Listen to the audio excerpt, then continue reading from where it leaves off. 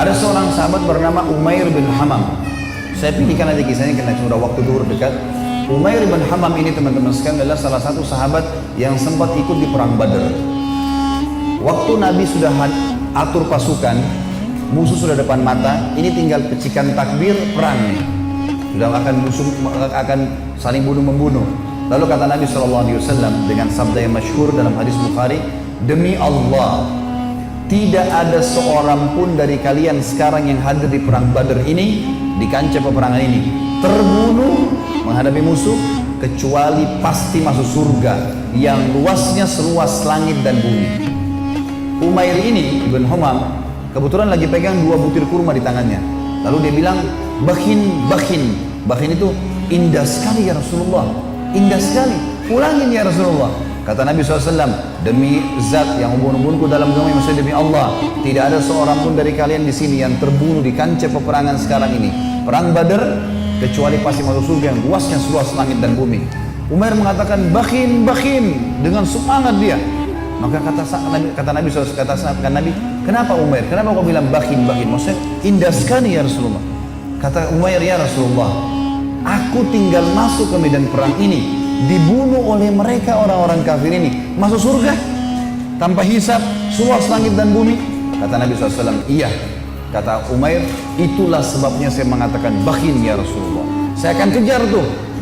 Baik, Umair ini rupanya dia manggil kurma, dia kunyah nih, sudah mulai pecikan tangan, Allahu Akbar, sudah mau saling nyerang nih. Umair makan dulu kurmanya, ada 2 butir kurma.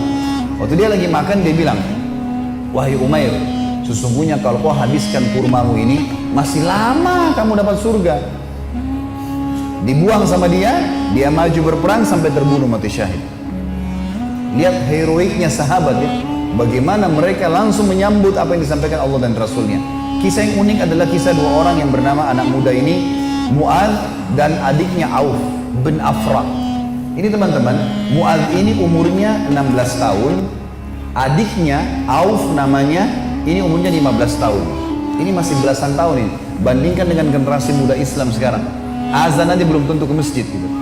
Ini teman-teman sekalian ikut di perang Badar.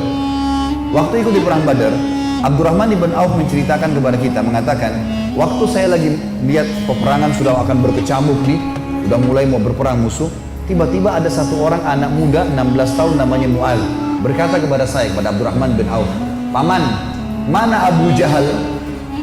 Kata Abdurrahman, kenapa kau tanya Abu Jahal? Kata Mu'adz, saya dengar dia orang yang paling suka menyakiti Nabi SAW di Mekah. Benar? Kata Abdurrahman, iya benar. Terus untuk apa kau tanya? Saya mau bunuh paman. Ini Abu Jahal ini saya mau bunuh. Kata Abdurrahman, baiklah, kalau saya lihat nanti saya akan beritahukan kau dia. Karena ini peperangan orang-orang lagi berkecamuk nih, kita belum tahu, nanti kalau kelihatan saya lihat. Maka si Mu'adz nunggu di sebelah.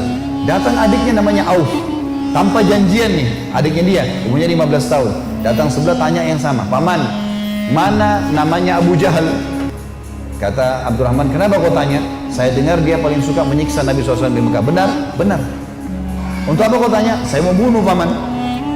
Kata Abdurrahman, baiklah, kalau saya lihat saya akan tunjukkan. Kata Abdurrahman, sementara 2 di kiri kanan saya ini sudah ada gemuruh-gemuruh suara orang, tangannya kena tebasan pedang. Tapi dia sempat keluar gitu kan. Dia keluar dari medan perang, 16 tahun teman-teman sekalian. Diambil imamahnya, diikat tangannya sama dia. Yang sobek itu, diikat sama dia. Dia masuk melawan satu tangan.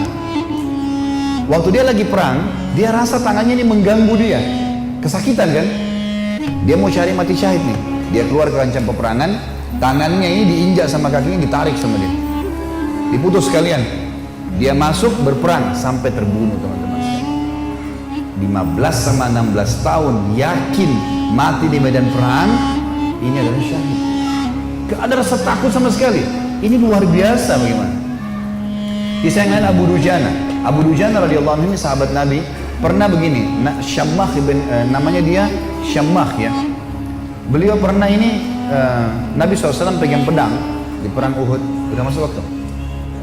Hah? Hah?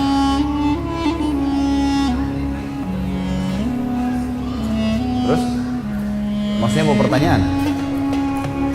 Butuh tanya jawab atau materi nih? Nah, kalau saya sih lebih fokus ke materi ya. Lanjut saja ya. Iya, lebih baik kalau antum pulang bawa ilmunya mungkin lebih bermanfaat daripada ada pertanyaan. Insya Allah kalau ada waktu lain, kalau enggak ini.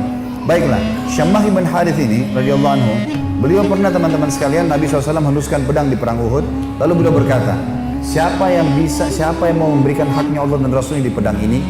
Maka Hamzah berdiri mengatakan, saya Rasulullah. Nabi SAW tarik, nggak dikasih sama dia.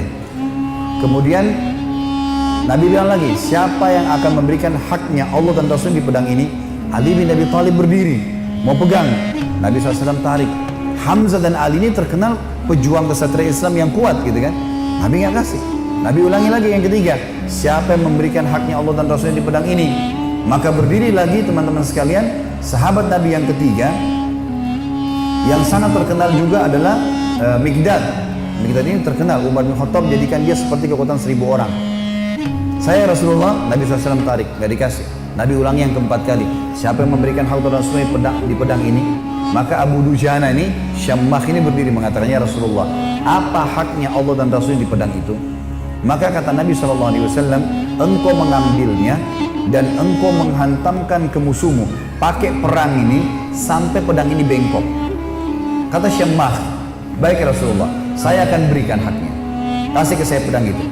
Maka Nabi SAW pun memberikan pedang itu, karena Nabi SAW ingin sahabat ini bertanya dulu apa haknya Allah Rasulullah di pedang itu. Maka diambil oleh Abu Dujana. Lalu Abu Dujana ini memegang pedangnya, lalu imamanya tadinya warna merah, warna hitam, diganti warna merah sama dia. Zaman itu kalau pakai imamah merah berarti mau mati gitu. Dipakai warna merah sama dia, pedang itu dipakai, dipegang di dadanya sambil dia mengayun-ayunkan pedang itu di hadapan musuh orang Quraisy di perang Uhud ya. Belum perang ini. Lalu Nabi SAW lihat, Nabi mengatakan, sungguh perilakunya Syammah ini dibenci oleh Allah, tidak disuka sama Allah nih, perilaku sombong. Kecuali di posisi seperti ini, kecuali di medan perang, boleh kalian tunjukkan keterampilan kalian depan musuh. Tapi kalau enggak, ya di lainnya Allah marah. Maka Abu Dujana pun akhirnya memegang pedang tersebut teman-teman sekalian. Yang terjadi adalah ada seorang sahabat namanya Ka'ab radhiyallahu anhu. Ka'ab ini berkata, waktu saya lihat Abu Dujana sudah mulai masuk menyerang musuh di medan perang, saya penasaran bagaimana Abu Dujana memberikan haknya Allah dan Rasul di pedang itu. Saya pun melihat ada satu orang kafir yang sangat kuat menyerang orang-orang Islam, tebas sana, tebas sini, badannya kekar. Maka saya berdoa kepada Allah di kancah peperangan. Ka'ab berdoa, semoga orang kafir ini ketemu dengan Abu Dujana. Ternyata Allah kabulkan doa saya, dia bilang. Tiba-tiba Abu Dujana ini berhadapan sama musuh orang kafir itu. Dan waktu berhadapan, mereka akhirnya duel berdua. Dan saking serunya duelan Abu Dujana dengan orang kafir ini, sampai orang-orang di kancah peperangan berhenti perang menyaksikan duelnya mereka, karena luar biasa. Orang kafir berhenti, orang muslim berhenti menyaksikan bagaimana Abu Dujana perang. Sampai akhirnya Abu Dujana ditebas sama orang tersebut dengan pedang dengan sangat kuat, ditangkis sama perisai sampai perisai itu terbelah dua dan pedangnya orang kafir melengket. Maka Abu Dujana pun akhirnya menebaskan pedang itu ke arah orang kafir, yang sampai membuat orang kafir itu terbelah bagian setengah badannya. Akhirnya matilah orang itu. Maka kata Ka'ab, aku pun akhirnya menghadap ke Abu Dujana dan dia berkata, wahai Ka'ab, bagaimana pendapatmu? Bagaimana yang kau lihat dengan ini? Maka dia pun tersenyum. Artinya Abu Dujana betul-betul mengerjakan apa yang diperintahkan oleh Allah dan Rasulnya. Tentu dalam medan perang cukup banyak kisah-kisah teman-teman sekalian. Juga ada kisah yang sangat unik sebenarnya, saya disimpulkan, insya Allah 1 menit saja. Ada namanya Hamrat Asad. Waktu para sahabat kalah di perang Uhud, ada 70 sahabat mati syahid. Sisanya, kan sahabat yang pergi perang Uhud itu 700 orang ya. 70 orang mati, jadi sisa 630 orang. 630 orang ini teman-teman sekalian semuanya luka parah. Kita tutup dengan kisah ini ya. Luka parah semuanya. Nabi pun berdarah pipinya, keningnya berdarah SAW, giginya pecah. Pundaknya sempat dihantam oleh Ibnu Qami'ah. Beliau mengatakan, saya rasakan sakitnya sebulan. Ini sahabat semua, 630 orang luka semuanya. Dan minimal mereka luka 5 luka di tubuhnya. Di dalam kisah ini dikatakan teman-teman sekalian, pulanglah mereka ke Madinah di perang Uhud. Sedih, sahabat banyak yang kalah. Waktu itu karena awal peperangan menang, pulang ke Madinah. Waktu masuk di Madinah, tiba waktu maghrib. Sahabat-sahabat ini 600 orang banyak tidak bisa ke masjid. Gak bisa. Ada 2 anak muda umur 14 tahun sama 15 tahun. Apa 15 sama 16 tahun. Tapi bukan si Auf tadi, orang lain ini. Ini anak muda ini saking banyaknya luka di badannya sampai ditaruh di atas kuda, lalu diturunkan, dimasukkan di dalam rumah, ibunya tinggal rawat, gak bisa bergerak apa-apa lagi. Sholat pun dalam kondisi isyarat mata, udah sakit semua nih, gitu kan? Baik, habis sholat subuh teman-teman, turun perintah Allah. Ini 1 hari setelah perang Uhud. Ada perang namanya Hamrat Asad, nama lokasi. Hamrat Asad ini nama lokasi, Asad artinya singa. Hamrat ini wilayah warna merah karena gunungnya banyak warna merah. Perintah Allah kepada Nabi Muhammad SAW, perintahkan semua sahabat Muhammad yang ikut di Uhud kemarin, 630 orang yang luka itu, semuanya keluar lagi, kejar lagi itu orang-orang Quraisy. Pasukan kalah ya, luka semua. Maka tersebar berita, pemanggil-pemanggil Nabi, hai sahabat-sahabat Nabi yang kemarin ikut Uhud, bukan orang baru, yang luka-luka parah, semuanya oleh Nabi disuruh ngejar menuju ke Hamrat Asad, kejar Quraisy. Maka sahabat-sahabat banyak, diantaranya Usaid bin Khudair, ada yang lagi nempel daun untuk mengeringkan lukanya, dicabut sama dia. Sami'na wa ata'na, kami patuh dan tenang. Dicabut semua luka-luka mereka yang tempel-tempelan, mereka pergi sambil ngalir darah. Ada 2 orang anak muda 15 sama 16 tahun. Ini di sini di riwayat tidak disebutkan namanya, yang tertidur di atas ranjang, ibunya ngerawat, sholat pun dengan isyarat mata.